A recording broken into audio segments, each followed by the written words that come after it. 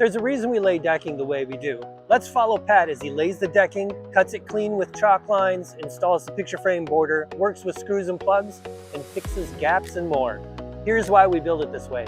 When we start the deck, we pull in, since this is venture and it's scalloped, we pull in 4 3/8, which is right there on each end from framing, and snap our line. So you got the same mark over there.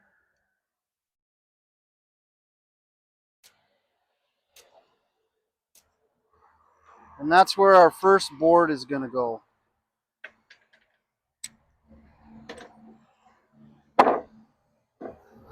And we run it long on both ends. The scallop is the first inch, so you don't really necessarily need the gauge. It is helpful. You might have to angle it back just a little bit because it's right on the edge. Where the joist meets the beam? Yep. And so you're just wanting to make sure your screw isn't accidentally going In right between them. Yeah. You recommend using the gauge, but in this case, you know you're in the meatiest part of the venture board. Yes. You're only doing this on one side of the board because the other side's going to have your concealed clips. Yep. All I do is I tack it. You don't sink it. Don't sink it. Just in case we have to adjust something, we can just take it right back out.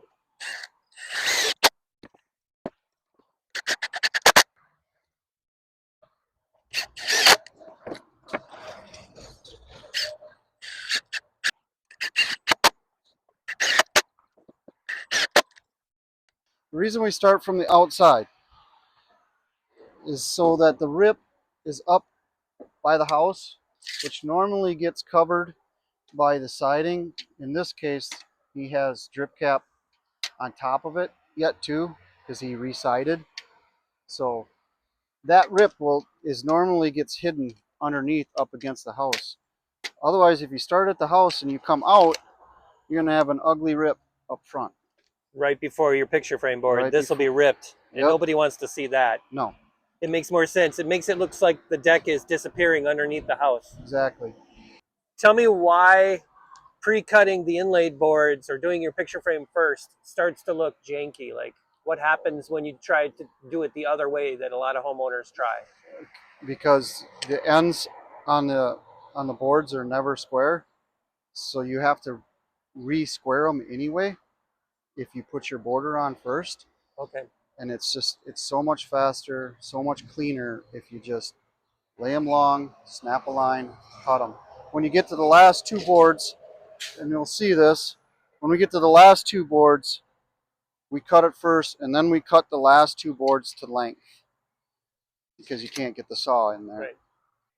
And if you struggle cutting a straight line, you can clamp a 2x4 on as a straight edge or some sort of straight edge. You can just clamp on in two spots and follow that if you don't feel comfortable cutting a straight line.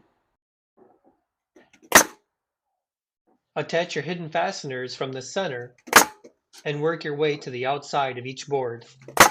Occasionally measure to make sure your boards stay parallel to the house.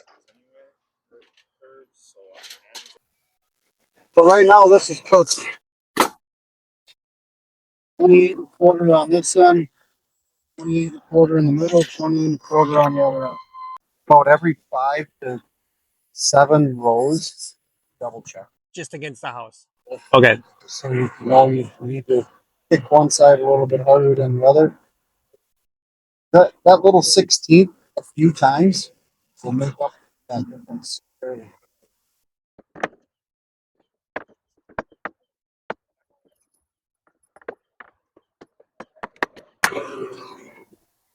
So just marking my 4 3/8.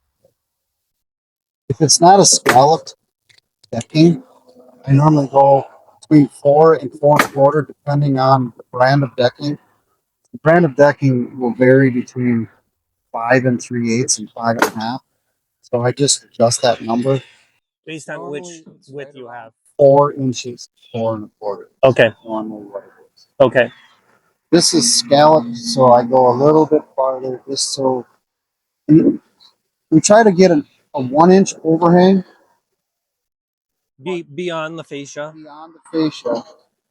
But with scalloped, there's only an inch there, so This right here. yep, there's only an inch there, so we go about a 3/4 inch over the 1 inch. Okay. And that's so this isn't the part that's sitting on top of the fascia board. Okay.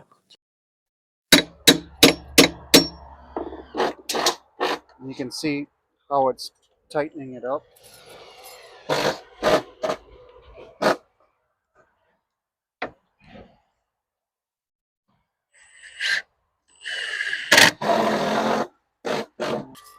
put one right here.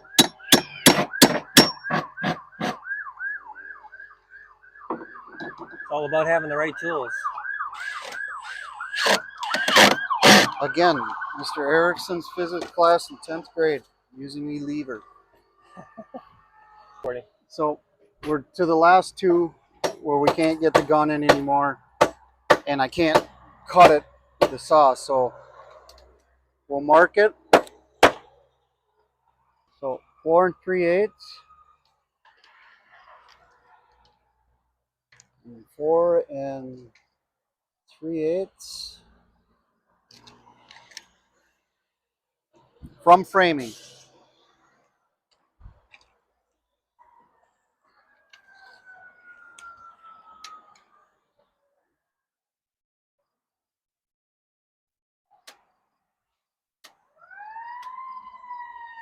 Okay,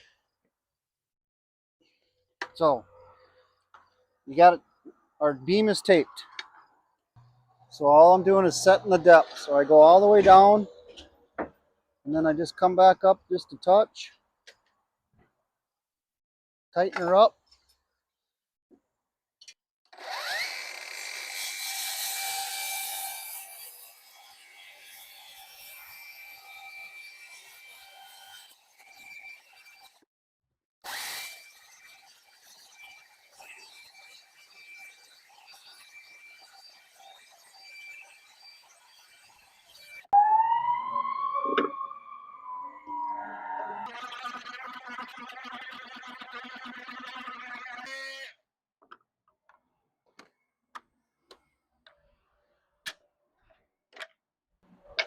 And you try not to cut through the tape.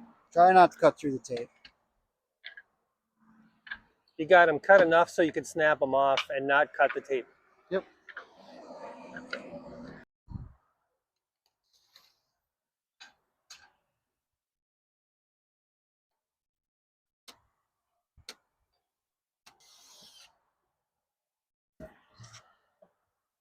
Make sure your board is straight.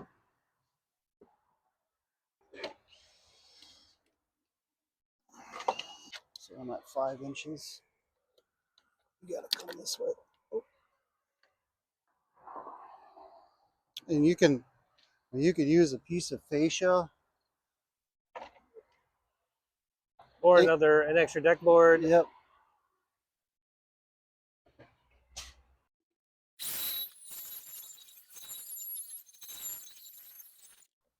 Just like that.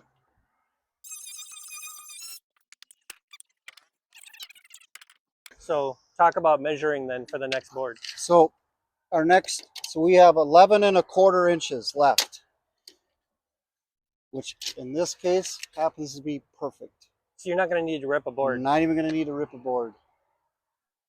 But if it was a ripped board, we'd get the measurement. Say the measurement was 14. I pull 14, 1, 2 1/2. There's my rip. So then I have this measurement here.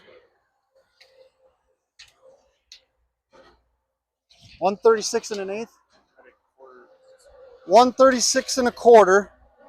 So I'm going to cut my last two boards at 136 1/4 and line them up. Make sure they're lined up on both sides. We normally cut these boards a touch long just to make sure that they're not short. But if I did have a rip under here, I'd put that rip in, and then I'd put this board in so that you're not fighting to get it in there.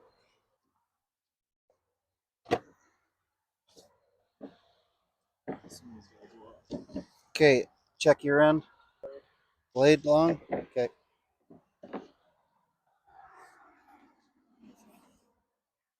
When it comes down to these final two boards, you don't mind measuring once and cutting twice, as long as you're long. As long And as so it's you're long. going to just take a blade off that board. I'm good. We're good then.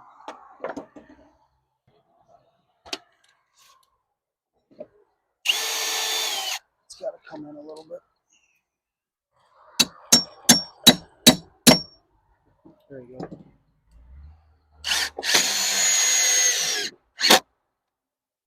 Okay. And the other end.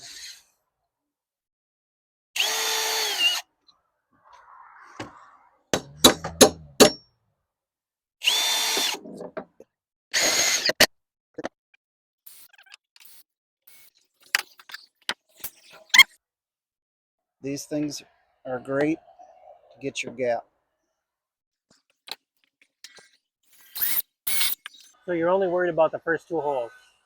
Yeah. You won't ever Especially, get. I mean, there's no way you can drill through the. Nope.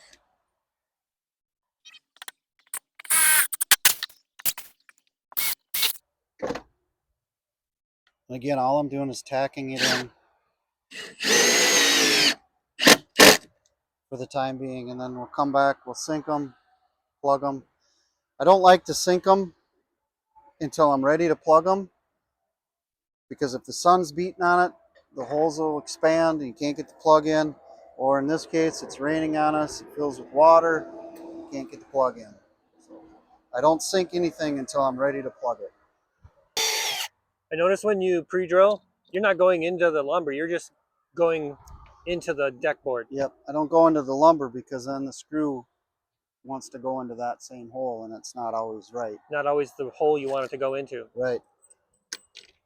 So when we say pre-drill, it's not pre-drill the entire hole, it's pre-drill the deck board. Yes.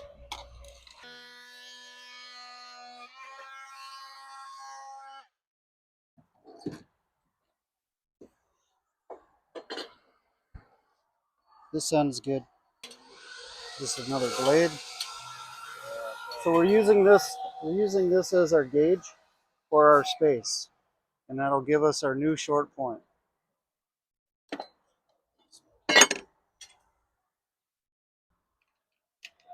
When I'm putting my border on, I go all the way back to the house.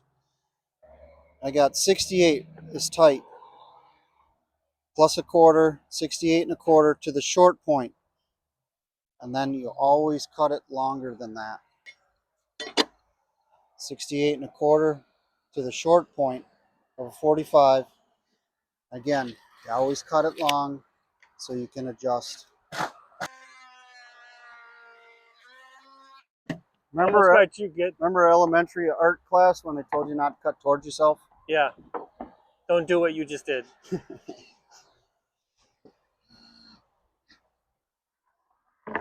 One blade.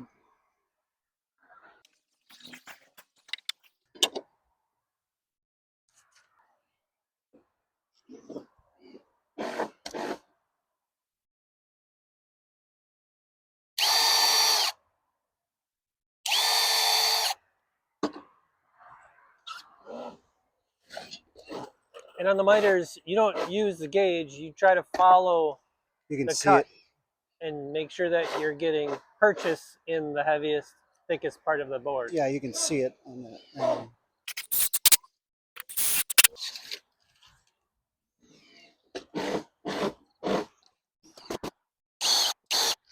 Tell me what you're doing with your measuring tape. So I just hook it on and I go every 16. Because you have a solid beam here, so you don't have to try to hit any ladder framing because you're just hitting a solid beam. Yep. So You're just trying to make it look good every 16 inches. Yep. If you have a double border, if you just lay out your cripples for that double border at 16, it's the same thing. So we have both borders on both ends. So I'm just hooking on 147.5 long to long. So that's the number we'll give them. But again, we cut it 1/4 to a 1/2 inch long so we can adjust the miters a little bit if we need to. Okay. So this miter is good on this end. So now his miter is not perfect.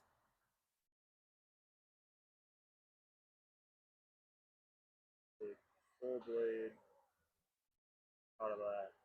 Halfway down. Is it full blade? Full blade out of the short point to nothing. Because you just created just a slight angle. Okay, go for it.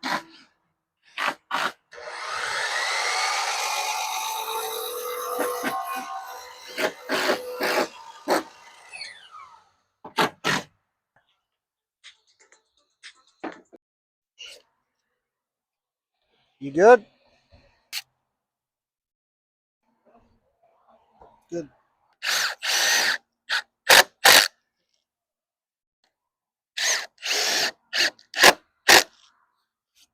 Beautiful.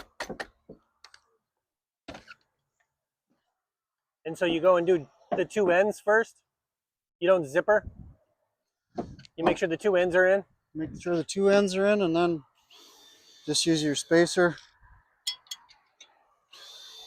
Just use the spacer and drill it all.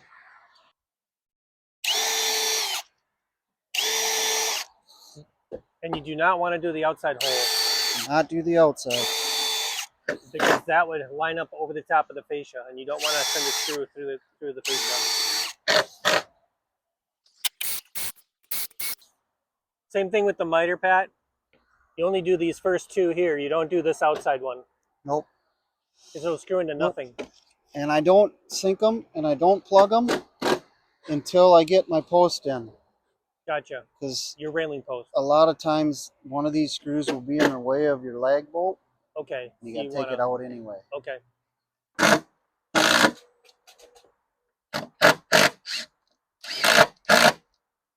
Explain to me why he goes out and back in when he does the final sink.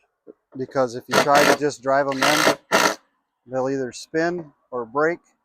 So you just back them out a little bit and reset them. Show me the grain. There's like little grains. Okay.